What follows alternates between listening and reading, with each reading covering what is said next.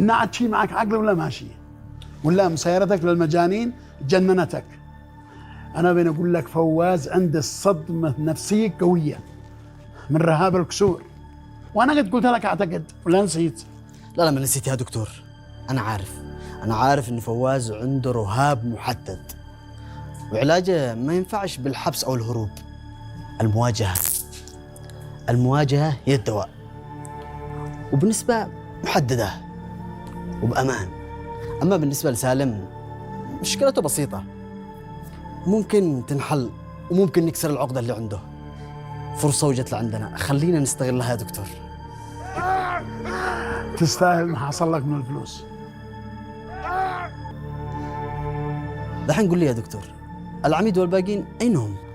ها في العرس. أيوة صاروا يعرسوا. لهذه الساعة أصلا العلاج حقك اللي بدي لهم بدل ما كانوا مجانين رجعوا شواتره.